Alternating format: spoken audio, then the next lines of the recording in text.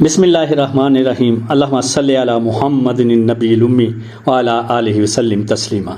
السلام علیکم، میں ہوں آفتاب اقبال نیوز کے ساتھ۔ خواتین و حضرات، آج بجلی کے بل نے پاکستان میں 21ویں جان لے لی۔ میں شروع میں اپنے سننے والوں کو بتا دوں کہ آخر پہ میں نے ایک بہت خوبصورت پرتاثیر گفتگو مولانا اسحاق کی اس ویلاگ میں شامل کی ہے۔ صرف 2 منٹ کی 3 منٹ کی وہ گفتگو ہے، آپ بے شک وہ سنیں، لیکن یہ دیکھیں کہ آج ہمارا کیا فرض ہے سب کا۔ لاکھوں لوگ پاکستان سے عمرے پہ جا رہے ہیں اور ساتھ ان کے ہمسائے ان کی گلی میں اہل علاقہ مر رہے ہیں، عزتیں بیچ رہے ہیں۔ تو اس حوالے سے میرے آقا حضرت محمد صلی اللہ علیہ وسلم کا کیا حکم ہے، میرے اللہ کیا حکم دیتے ہیں اور کیا پسند کرتے ہیں، ایک ایسا واقعہ، ایک ایسا حکم اللہ کا جو آپ سنیں گے تو آپ کے رونگٹے کھڑے ہو جائیں گے۔ اور کس کا حج کب قبول ہوا وہ سنیں، اور پھر ہم اپنے اپنے بارے میں سوچیں کیا ہم اپنا فرض ادا کر رہے ہیں۔ پچھلے 2-3 ہفتوں میں بجلی کے بلوں میں ہوش ربا اضافے کی وجہ سے 21 لوگ خودکشی کر چکے ہیں یا جان کی بازی ہار چکے ہیں، اور لگتا ہے یہ تعداد بہت تیزی سے بڑھنے والی ہے۔ شاید خودکشیاں اب اس قوم کا مقدر ہیں۔ تو کیا ہوا جو لوگ خودکشیاں کر رہے ہیں؟ اس میں کون سی پریشانی والی بات ہے؟ آگے چلتے ہیں۔ مہنگائی کی وجہ سے ماں باپ بچوں کو زہر دے کر ان کی زندگی اور اپنی زندگیاں ختم کر رہے ہیں۔ میری آنکھوں کے سامنے ان 5 معصوم بچوں اور ان کے والدین کی تصویریں گھوم رہی ہیں جنہوں نے غربت سے تنگ آ کر پچھلے دنوں اپنی زندگیوں کے چراغ خود بجھا لیے۔ تو کیا ہوا؟ اس میں حیرت والی کون سی بات ہے؟ چلیں آگے چلتے ہیں۔ بچیاں، اس قوم کی پیاری بچیاں مجبور ہو کر اپنی عزتیں نیلام کر رہی ہیں اور بلیک میل ہو کر بہت تکلیف سے موت کو گلے لگانے لگی ہیں۔ تو کیا ہوا؟ بیچنے دو عزتیں، مرنے دو انہیں، ان کی کیا اوقات ہے؟ اچھا چلیں جی، چھوڑیں ان کو بھی، آگے چلتے ہیں۔ چھوٹی چھوٹی بچیاں اور بچے، رضوانہ ہو یا فاطمہ، گھروں میں تشدد اور پیروں کی عیاشی کے بعد سسک کر مرنے لگی ہیں۔ تو کیا ہوا؟ ان کیڑے مکوڑوں کے مرنے سے کیا فرق پڑتا ہے؟ بھلا ہے ان کیڑے مکوڑوں سے یہ دھرتی پاک ہوگی۔ اچھا یہ بھی ٹھیک ہے، آگے چلتے ہیں۔ پاکستانی نوجوان ہنرمند، اعلیٰ تعلیم یافتہ، ماہر تیزی سے ملک چھوڑنے لگے ہیں۔ اچھا تو پھر کیا ہوا؟ اس سے کیا فرق پڑتا ہے؟ اس قوم کو، اس ملک کو ان کی کیا ضرورت ہے؟ کیا اہمیت ہے ان پڑھے لکھے، ہنرمند، ماہر تعلیم، اعلیٰ تعلیم یافتہ نوجوانوں کی؟ یہاں تو ان پڑھ، جاہل، گنوار حکمران، طاقتور فیصلے والے چاہیے۔ ان کی کیا اوقات ہے؟ پڑھے لکھے، اعلیٰ تعلیم یافتہ، ماہر۔ فکر تو تب ہوگی جناب علی جب ہماری کرسی، ہمارے عہدے، ہماری عیاشیاں، ہماری سہولتیں، ہماری طاقت کو کوئی چیلنج کرے گا، ہاں انہیں کم کرنے کی کوشش کرے گا۔ فکر کی کیا بات ہے؟ جب تک ہمارا آقا، ہمارا امریکہ ہمارے ساتھ ہے، ہم مضبوط، ہماری کرسی مضبوط، اور جو اس طرف دیکھے ہم طاقت سے، اپنے آقا کی مدد سے سب کی حب الوطنی کو غداری کے سرٹیفکیٹ دینے میں 1 منٹ لگائیں گے۔ غداری غدار، غداری غدار، ہر طرف غدار ملیں گے آپ کو۔ اس ملک نے شاید غداروں کے علاوہ کچھ نہیں پیدا کیا، ہمارے طاقتور تو یہی بتاتے ہیں۔ چلو اہل پاکستان، چھوڑو ان طاقتوروں کو، ان فیصلہ سازوں کو، ان کرسی والوں کو، ان سیاستدانوں کو۔ ہم ہر پاکستانی اپنے اپنے گریبان میں منہ ڈال کر دیکھیں، جس کے پاس دولت ہے، پیسہ ہے، یا ہم ایک عام انسان ہیں، کیا کبھی ہم نے اپنے ہمسائے کا پتہ لیا؟ وہ جو غربت سے زہر کھا کر مر گئے ہیں، کیا اہل علاقہ مل کر ان کو 2 وقت کی روٹی نہیں کھلا سکتے تھے؟ کیا ان کو اپنے پاؤں پر کھڑے نہیں کر سکتے تھے؟ وہ جو میری بیٹیاں، جو میری بہنیں، جو بچیاں اپنی عزتیں نیلام کرنے پر مجبور ہیں، کیا ہم اتنے بے حس ہو گئے ہیں کہ ہم اپنی ان بچیوں کو، ان بیٹیوں کو، ان کو دوپٹہ نہیں دے سکتے، عزت نہیں دے سکتے؟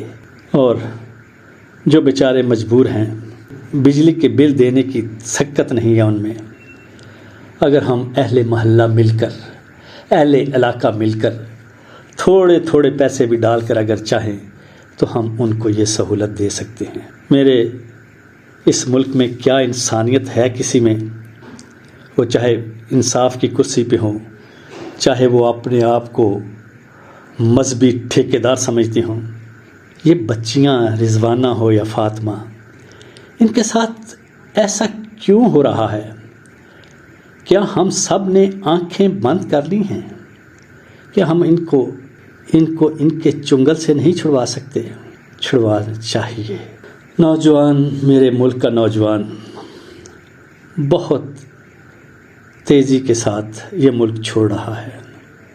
ہم نے ان کے لیے مل کر کبھی سوچا؟ ہم جو پیسے والے ہیں، ہم جو اپنے بچوں کے لیے لمبی لمبی چوڑی چوڑی سہولتیں لے کے آ رہے ہیں، ان کو گاڑیاں، بنگلے، ایک بندے کے پاس 10 بنگلے ہیں، 10 گاڑیاں کھڑی کی ہوئی ہیں اور عیاشی کے سامان ہیں، تو ان نوجوانوں کے بارے میں نہیں سوچ رہا یہ سیاستدان اور اہل حکومت اور وہ طبقہ جو اس وقت برسر اقتدار ہے؟ تو ہم میں سے کوئی ہے جس کی سوچ ہو؟ کل میں نے ایک بہاولپور کی تصویر دیکھی، ایک بندہ آتا ہے دکان کے اوپر اور وہ ایک شخص کو 3-4 لوگوں کے سامنے گولیاں مارتا ہے۔ وہ آرام سے سگریٹ بھی خریدتے ہیں، وہ موٹر سائیکل پہ بھی جاتے ہیں۔ ایک بزرگ داڑھی نما شخص وہ تماشا دیکھتے ہیں، لیکن کوئی اپنا فرض ادا کرنے کے تیار نہیں۔ ہمیں گولی کا ڈر ہے، ہمیں زندگی کا ڈر ہے۔ ہمیں کیوں اپنے رب کے اوپر یہ یقین اور ایمان نہیں رہا کہ یہ جب آپ کی زندگی کا آخری دن ہے تو وہ ہونا ہے؟ میں نے ایک بہت بڑے عالم مولانا اسحاق، ان کی ایک گفتگو سنی۔ ان سے سوال کیا گیا کہ نبی پاک صلی اللہ علیہ وسلم نے زندگی میں ایک عمرہ اور ایک حج کیا، کیا زیادہ حج اور عمرے بدعت نہیں؟ اور ساتھ یہ سوال کیا گیا کہ کیا حج اور عمرے کے پیسے کسی غریب کو دے دینا بہتر نہیں ہے؟ اس سوال کا جواب آپ سنیں، اس واقعے کو جو بیان کیا ہے مولانا اسحاق صاحب نے، تو پتہ چلے گا کہ ہمارے لیے کیا احکام ہے، خدا کون سا حج اور عمرہ پسند کرتا ہے۔ نہیں، رسول اللہ نے تو عمرے کیے ہیں کئی سارے، حج تو خیر ایک ہی ہوا، مگر عمرے تو کیے، عمرے تو ایک حج کے ساتھ کیا، پھر جو حدیبیہ والا تھا اس کے بعد بھی کیا، رمضان میں بھی کیا، تو 4 عمرے کیے۔ بدعت کوئی نہیں، ٹھیک ہی ہے، جس کو موقع ملے، بہت عبادت۔ سوال جو ہے نا اس کے ساتھ پیدا ہوتا ہے کہ اگر لوگ بھوکے مر رہے ہیں نا کسی علاقے میں، تو لوگ عمرے اور حج پر جائیں تو پھر شاید اللہ تعالیٰ پکڑ ہی لے کہ یہ پیسے غریبوں کو دے دیتے، کیوں تم حج اور عمرے پر آئے۔ اس پر تو علامہ شامی لکھتے ہیں کہ لوگوں نے، علماء نے رسالے لکھے ہیں کہ جب غریب ہوں لوگ تو اس وقت نفلی حج اور نفلی عمرے سے بہتر ہے کہ آدمی ان کی مدد کرے۔ بات عمرے کے بارے، حج کے بارے کر کے ختم کر دیں۔ جی، کتابوں میں لکھا ہے کہ حضرت عبداللہ ابن مبارک جو بہت بڑے محدث ہیں، عالم ہیں، اللہ ان پر رحمت کرے، وہ میدان عرفات سے جب لوٹے نا، مزدلفہ رات گزار رہے تھے، عید کی رات ہی ہوتی ہے، تو انہوں نے خواب میں سنا یہ سال جو لوگ حج پر آئے نا، ان میں سے اللہ کو سب سے زیادہ پیارا حج فلاں شخص کا ہے، اس کا نام لیا گیا، اس کے باپ کا نام دیا گیا اور پتہ بتایا گیا کہ علی بن موفق جو دمشق کے فلاں محلے میں رہتا، یہ جانتے نہیں تو حیران ہو کر اٹھے کہ وہ کون آدمی. تو یہ سفر کر کے پھر دمشق گئے، محلہ ڈھونڈا، مکان پر گئے، دروازہ کر کے آیا، نام پوچھا، اس نے کہا علی نام ہے، باپ موفق. انہوں نے کہا پتہ تو ٹھیک، تو مبارک دی کہ تمہیں حج کی مبارک ہو. اس نے کہا حضرت میں حج پر نہیں گیا. انہوں نے کہا شاید یہ ریاکاری سے بچنا چاہتا، فرمایا نہیں حج کی مبارک. تیسری بار جب کہا تو اس نے کہا نہیں آپ بات بتائیں. انہوں نے جب خواب والی بات بتائی تو رو پڑا.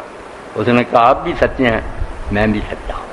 30 سال سے میں ایک موتی ہوں، تھوڑے تھوڑے پیسے جمع کر رہا تھا، حج پر جانے کا ارادہ تھا. رات کو میری بیوی جو ہے نا اس کو درد ذیل ہوئی، بچہ پیدا ہونے کی تکلیف. تو اس نے کہا جو پڑوسی ہے نا ان کے گھر میں گوشت پکنے کا نا پتہ چلتا، خوشبو آ رہی، تو ان سے کچھ شوربہ لائیں میں چکھوں. جی متلا رہا. میں ان کے گھر گیا تو ان سے شوربہ مانگا، انہوں نے انکار کر دیا، ہم شوربہ نہیں دیں گے. میں نے کہا یار تھوڑا دے دو. انہوں نے آخر کہا کہ آپ کے کھانے کا دیں گے. پوچھا، انہوں نے کہا 3 دن کی بھوک کے بعد ہمیں یہ ایک مردہ مرغی ملی ہے گندگی کے ڈھیر سے جس کو ہم کھا رہے ہیں. میں نے بیوی سے آ کر جب کہا تو اس نے کہا حج پر جا کر کیا لینا، یہ پیسے ان کو دے گا. تو یہ بات سن کر عبداللہ نے کہا اسی لیے اللہ نے کہا کہ جو آئے ہیں نا ان سب میں سے مجھے علی بن موفق کا جو ہے پیارا ہے کہ اس نے غریب کی خبر لی. تو یہ بات بیٹا آپ لوگ چھوڑ کر دکھاوے کے لیے بھاگے جاتے ہیں، غریبوں کی خبر نہیں ہے. اگر غریبوں کا پتہ کریں پھر ساتھ حج عمرے کی بھی کریں پھر تو بہت اچھی بات. اگر غریب مرتے رہے اور یہ بس اپنا ادھر شوق پورے کرتے رہیں. اللہ اکبر.